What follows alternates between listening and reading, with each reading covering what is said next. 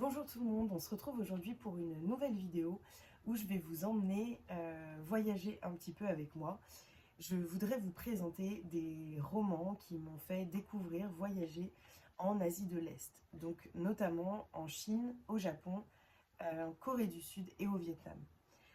C'est vraiment des romans, des autrices, des auteurs que j'ai découverts entre l'année dernière et cette année. Des livres qui m'ont énormément marqué, qui abordent parfois des choses très difficiles, parfois beaucoup plus douces. Il y a vraiment de tout dans les romans que je vais vous présenter. Et donc on va commencer tout de suite. Et donc en premier lieu, je vais vous emmener en Corée du Sud et également un petit peu au Japon parce que les romans que je vais vous présenter abordent beaucoup la guerre du Japon avec la Corée et l'immigration coréenne au Japon. Donc voilà, je vais vous présenter tout ça. Alors, en premier lieu, j'ai lu en juillet, donc pendant le challenge 7 jours 7 livres, Kim Ji-young, né en 1982, de Cho Nam-joo, publié chez 10-18. Donc je vous en ai déjà parlé, donc je ne vais pas en reparler beaucoup, ça ferait, je pense, un peu redite. Mais c'est un roman très très fort, extrêmement court, il fait moins de 200 pages, qui aborde la condition de la femme en Corée du Sud et en fait beaucoup plus globalement la condition de la femme dans le monde. C'est un petit livre qui est assez édifiant, qui m'avait été conseillé par Daily Debbie. Je pense que je vous en avais déjà parlé. Et c'est vraiment un petit livre que je vous recommande et qui voilà, se glisse dans le sac et qui se lit en une seule journée. Je voudrais ensuite vous parler de deux romans dont je vous ai également parlé sur YouTube en juillet, qui sont L'île des femmes de la mer et Filles de la mer de Marilyn Bracht. Alors j'ai lu celui-ci en juillet et j'ai lu celui-ci, je crois, en 2021. Donc l'année dernière et à peu près à la même période, je pense. Dans ces deux romans, le point commun de ces deux romans, c'est que on va découvrir la vie des Aïennos, qui sont un peuple coréen qui vit sur une île, l'île de Jeju. Alors, il y a une grosse différence entre ces romans, notamment parce que dans l'île des femmes de la mer, on va rencontrer, alors les prénoms sont assez durs à retenir, Mira et Young-suk, qui sont deux femmes avec vraiment un caractère très fort. Les personnages sont extrêmement bien travaillés. La précision historique et ce qui est amené au niveau de l'immersion sur cette île, mais aussi au niveau de l'histoire, en fait, c'est remarquable. Enfin, vraiment, l'autrice a dû faire un très très grand travail de recherche et d'immersion pour pouvoir nous plonger autant dans la vie de ces femmes Aïennos, qui sont des plongeuses au Japon, qui font vivre leur famille. C'est une espèce de petite société un peu matriarcale. J'ai énormément aimé. On suit Young-suk des années 1930 jusqu'aux années 2000. Et c'est absolument édifiant. On passe bien sûr par la Seconde Guerre mondiale, par la guerre avec le Japon, par l'arrivée des Américains. Voilà, il y a vraiment énormément de sujets qui sont abordés. C'est un roman, un énorme coup de cœur et je ne peux que vous le recommander. Sur les Aïennos, on a également Filles de la mer de Marilyn Bracht, qui nous plonge également auprès des Aïennos, mais plus particulièrement qui aborde la question des femmes de réconfort. Ces femmes qui étaient enlevées, donc des femmes coréennes, qui étaient enlevées par des soldats japonais et qui devenaient des femmes de réconfort. C'était admis au Japon et ce livre l'aborde d'une façon extrêmement forte, extrêmement poignante. Ça a été un énorme coup de cœur, mais aussi un énorme coup au cœur parce que l'écriture est très immersive et on ressent toute la souffrance. Je crois que c'était Anna, et c'est ça, toute la souffrance de Anna qui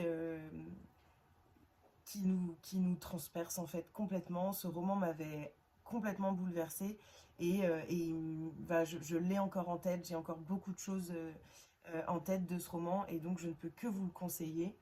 Donc pour découvrir les Aïennos, et en fait, donc celui-là c'est les Aïennos et les femmes de réconfort, et il y a un troisième roman qui peut se lier un petit peu avec ceci, qui est Les Orchidées rouges de Shanghai, publié chez les Presses de la Cité et écrit par Juliette Morillo, qui est également un roman qui aborde les femmes de réconfort au Japon, ces femmes coréennes donc, qui ont été enlevées par des Japonais. Et ce livre m'avait énormément touchée également. Je pense que peut-être il m'avait un petit peu manqué quelque chose, mais parce que après Filles de la mer, j'avais des attentes assez particulières. Mais ce livre m'avait énormément touchée et je ne peux que vous le recommander également si vous voulez en savoir plus sur les femmes de réconfort et sur ce qui pouvait se passer à cette époque-là pour les femmes. C'est des romans vraiment très forts au niveau du féminisme. C'est les 4 romans que je viens de vous présenter et je ne peux que vous conseiller de les lire. Et bien sûr, comment vous parler de la Corée du Sud et de l'immigration au Japon sans vous parler de Pachinko de Min Jin-lee. Je l'ai lu, je crois, en janvier 2021, il me semble. C'est un énorme coup de cœur, c'est une grosse saga familiale qui s'étend sur 3 ou 4 générations, je crois, sur 4 générations, où on suit Sunja qui va immigrer de la Corée au Japon. C'est une saga familiale absolument bluffante.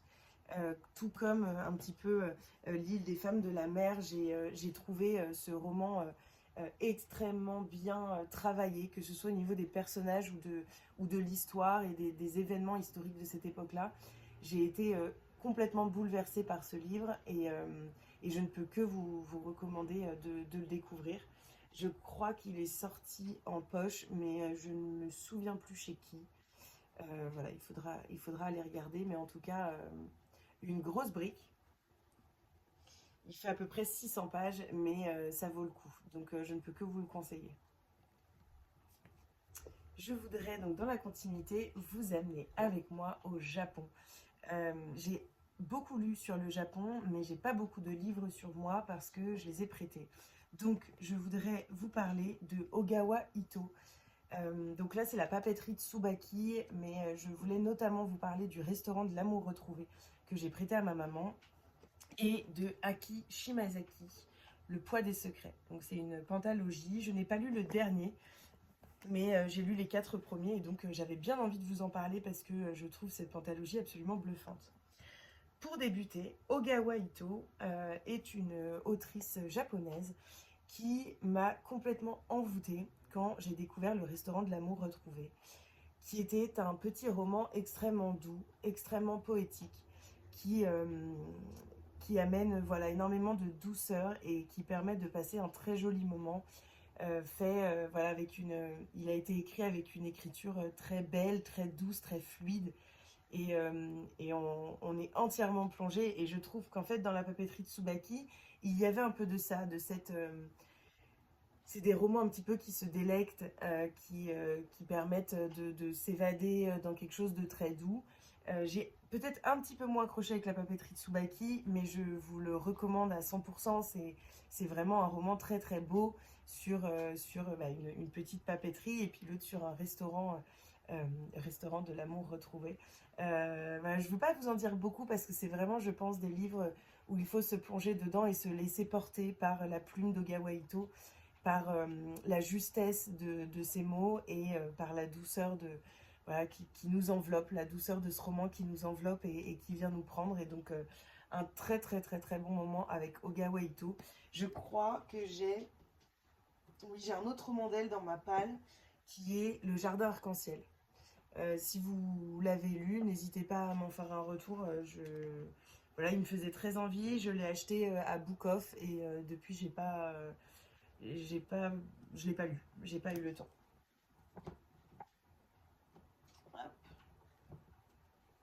Et ma palle Asie est ici et j'ai plus beaucoup de place. Voilà.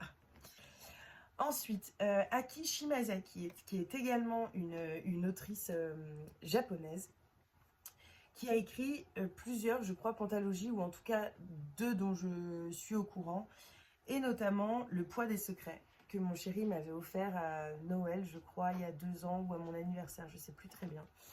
Il y a Tsubaki, Amaguri, Tsubame et Waronsuga. Ça, c'est les 4 premiers, et l'autre est dans ma palle. Hop. C'est une pentalogie sur le poids des secrets, forcément c'est écrit dessus, mais beaucoup plus que ça. C'est une pentalogie qui nous emmène notamment au Japon et qui, au-delà du poids des secrets, est en fait une pentalogie où dans chaque petit roman, des destins vont se croiser, se recroiser, et il y a un fil tendu comme ça tout au long de ces petits livres. Au début, on ne s'y attend pas, et puis petit à petit, les choses se lient, et c'est vraiment très très très très beau. Comme au Gawaito, il y a une espèce de douceur, de poésie d'écriture, de justesse des propos qui est assez bluffante, et c'est aussi pour ça que j'aime énormément la littérature asiatique. Je trouve qu'il y a une écriture qui, je sais pas, qui nous emporte quelque part et qui fait qu'on a un peu l'impression d'être dans un endroit plein de douceur, malgré que dans Le Poids des Secrets, on n'est pas du tout sur des romans aussi doux que au Gawaito, parce qu'on aborde tout de même des choses assez difficiles comme, comme Hiroshima, la bombe nucléaire, et beaucoup d'autres points historiques et relations qui sont assez difficiles. Et donc, forcément, c'est pas vraiment un roman tout doux, mais l'écriture est d'une poésie incroyable. Et c'est en ça qu'il est poétique. C'est en ça que cette pentalogie est poétique. Vous voyez, j'en parle comme un seul roman, alors qu'en fait, il y a plusieurs petits livres. Mais en tout cas, je ne peux que vous le conseiller. Il s'achète individuellement, donc n'hésitez pas à vous procurer Tsubaki, qui est le premier, je crois, normalement.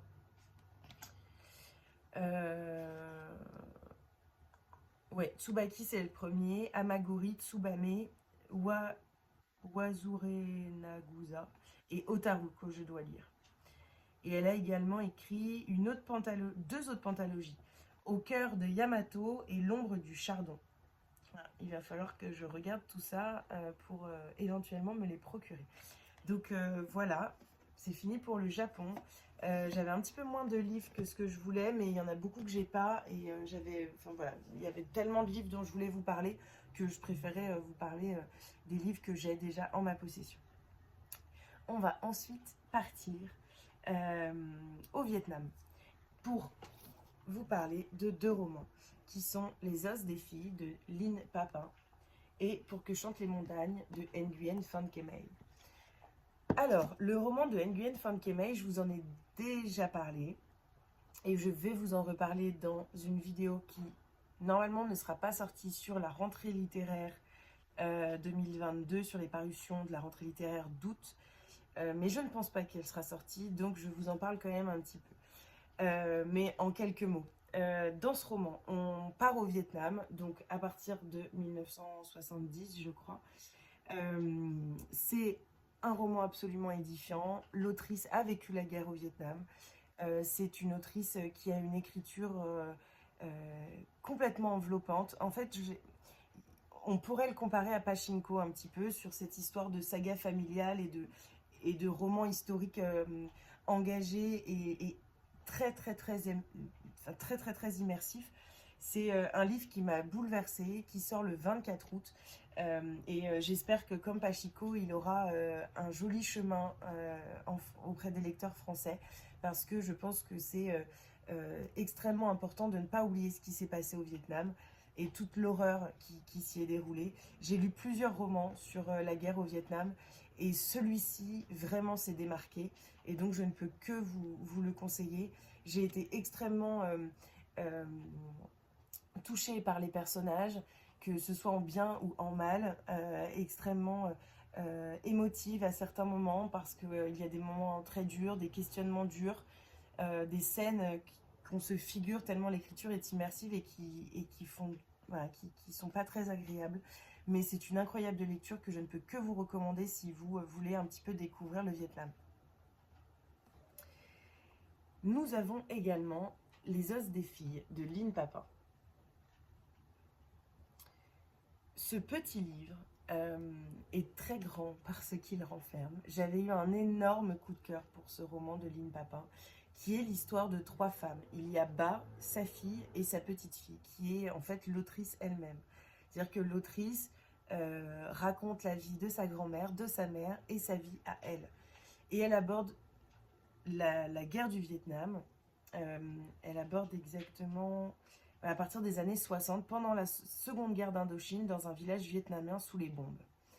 Et on va suivre donc la grand-mère durant la guerre, mais également la mère, donc la grand-mère, la mère et la fille qui vont s'exiler. On a également une partie que j'ai trouvée extrêmement intéressante sur cet exil justement et sur la maladie. La maladie qui pourrait ne pas avoir de lien et qui en même temps, en fait, en a un. Parce que quand on a vécu la guerre, quand nos ancêtres ont vécu la guerre, il y a des cicatrices qui marquent à vie un corps, mais aussi une âme. Et ce qu'on a dans l'âme, ça se transmet au niveau générationnel. Ce qu'on a vécu se transmet par des liens, par des histoires et par aussi des non-dits. Et dans ce roman, c'est exactement ça qui va être abordé. Et j'ai trouvé ça extrêmement bien fait, extrêmement bluffant. Le fait que ce soit court, alors, je l'ai lu il y a longtemps, donc là je vous en parle avec un souvenir qui n'est plus très frais. Je crois me souvenir qu'il m'aurait manqué quelques petites pages, même si j'ai été plutôt agréablement surprise par le fait qu'on parle quand même des années 60 à aujourd'hui, en 150 pages. Et en fin de compte, c'est tellement intéressant et c'est tellement bien écrit et bien fait qu'on est totalement immergé et que on peut peut-être être un petit peu déçu du fait que le roman soit très court et en même temps on est complètement pris dedans et selon moi il ne faudrait pas beaucoup plus pour, voilà, pour ce roman parce qu'il reste très profond et ouvre énormément de questionnements sur les ravages de la guerre. Nous partons maintenant en Chine. Je n'ai pas le roman dont je voulais absolument vous parler sous les yeux. C'est très malheureux. Je l'ai prêté, je n'ai aucune idée à qui. Dans ma tête, je l'avais encore il n'y a pas très longtemps et donc je suis un petit peu dégoûtée parce que je ne me souviens plus à qui je l'ai prêté. Il s'agit, je vais vous mettre l'image ici, il s'agit de Les Petites Filles de Julie Ewa, qui est une autrice que j'ai découverte avec ce roman il y a 2 ans, donc en 2020, je crois que je l'avais lu en avril ou en mai 2020. C'est un livre qui me reste en tête complètement, qui avait été un énorme coup de cœur. On a une alternance de temps entre la vie d'une étudiante en France qui va faire une partie de ses études en Chine. Est-ce que j'ai le prénom? Lina, qui est une Française qui part faire ses études en Chine, qui rencontre un jeune homme qui lui parle de la politique de l'enfant unique et de plein d'autres choses, enfin bref. Et en parallèle de ça, on est en 1991 dans un petit village en Chine et on aborde la question de la politique de l'enfant unique. Une petite fille a disparu en 91 et c'est cette histoire que Lina va essayer de décortiquer et c'est cette histoire qu'on va découvrir en alternant entre la vie dans ce village en 91 et la vie dans ce village en 2013. Parce que Lina va aller vivre dans ce village, va être accueillie dans ce village et c'est incroyable. Moi, j'ai trouvé ça incroyable. J'ai trouvé ça extrêmement bien fait, extrêmement bien écrit. J'ai trouvé que les sujets abordés l'étaient avec une grande justesse et que l'autrice réussissait entièrement à nous plonger dans ce petit village, dans les coutumes de ces villages, dans l'esprit des personnes qui vivent là-bas. J'ai trouvé les personnages extrêmement bien travaillés, qu'on les aime ou pas. J'ai trouvé ça vraiment grandiose et donc je ne peux que vous le recommander si voilà, l'histoire de la politique de l'enfant unique en Chine vous intéresse. N'hésitez surtout pas à vous le procurer parce que moi il m'a bouleversée et la preuve en est que 2 ans après je le prête encore et que j'ai envie de vous en parler 2 ans après alors que j'en ai lu beaucoup des romans mais voilà, donc n'hésitez pas à me faire des petits retours sur les différents romans dont je vous ai parlé. J'espère que cette vidéo vous aura plu, que ce ne sera pas trop fouillis. C'est vrai que j'essaye d'être naturelle, de ne pas préparer les choses, de ne pas aller re-regarder mes chroniques. Et donc c'est vraiment mon ressenti en différé dont je vous parle. Mon chéri me regarde et c'est assez stressant. Voilà, donc n'hésitez pas à me laisser des petits commentaires pour me dire s'il y a des livres qui vous font envie, des livres qui vous ont plu ou non, et si vous avez des recommandations pour moi, sur voilà, des romans qui pourraient se passer en Asie de l'Est. Sur ce, je vous fais des bisous et puis on se retrouve très bientôt pour une nouvelle vidéo.